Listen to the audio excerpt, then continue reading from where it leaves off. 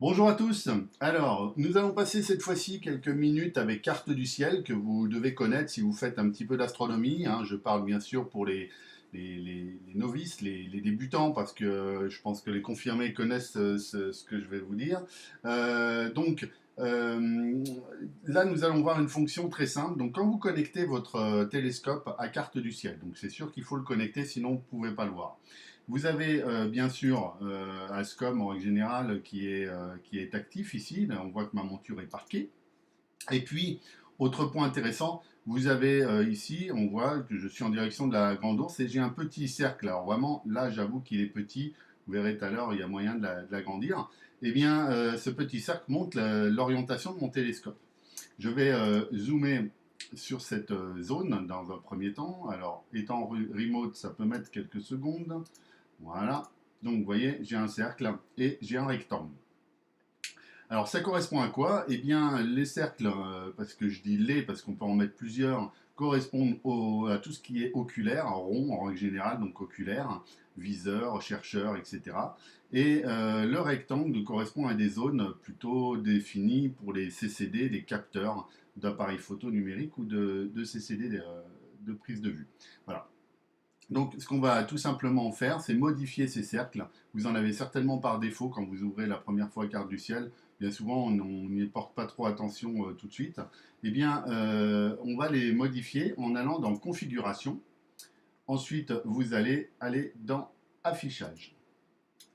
Dans Affichage, vous avez deux petites flèches à droite, à l'extrémité droite. On va cliquer jusqu'au bout. Et là, vous avez deux onglets qui nous intéressent. Le premier qui correspond au cercle du chercheur, donc à l'oculaire en l'occurrence, et ici le rectangle qui correspond au rectangle du chercheur, donc la CCD, tout simplement. Donc, comment on les paramètre? C'est très simple. Vous double-cliquez dessus sur n'importe lequel, vous double-cliquez et vous modifiez les valeurs. Donc là, je vous disais tout à l'heure, on va essayer de le faire un petit peu plus grand. On va gonfler un peu le champ. Vous mettez la focale du télescope, la focale de votre oculaire, le champ oculaire, et on fait un calcul. Donc là, automatiquement, il nous recalcule le grossissement, le cercle, etc. Alors une fois que c'est fait, rien ne change tant que vous n'aurez pas fait appliquer. Voilà. Vous voyez, mon cercle est un petit peu plus gros. Moi, je m'en sers simplement pour l'orientation, comme on a vu tout à l'heure sur une vue un petit peu éloignée. Ça permet de voir rapidement où est mon télescope, parce que sinon, on ne trouve pas très facilement, surtout la nuit et quand on est un peu fatigué.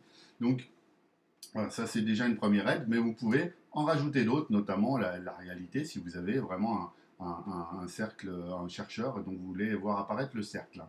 Vous pouvez également le décaler et faire une rotation de champ, c'est-à-dire que si votre chercheur n'est pas tout à fait dans l'axe ou simplement décalé, ben, vous pourrez également le déplacer en remplissant ces champs-là. Vous faites deux, trois tests et photos et physiquement réel, vous allez trouver sans problème le réglage.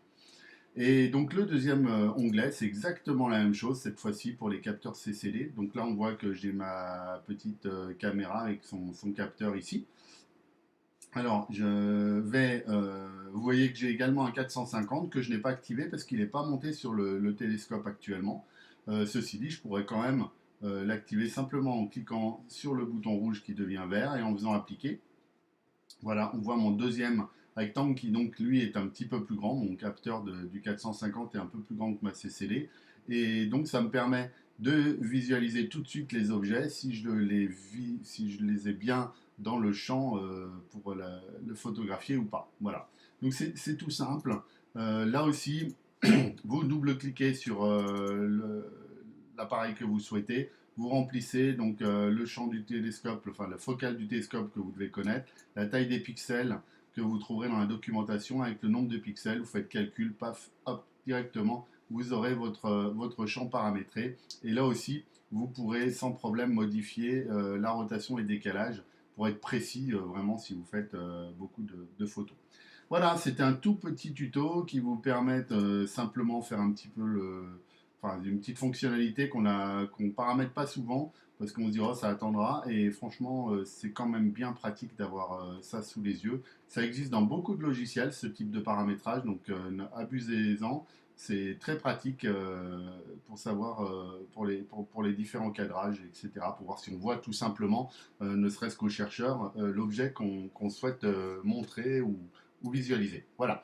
Je vous remercie, passez une bonne journée et à bientôt. À tout bientôt. Ciao, bye bye.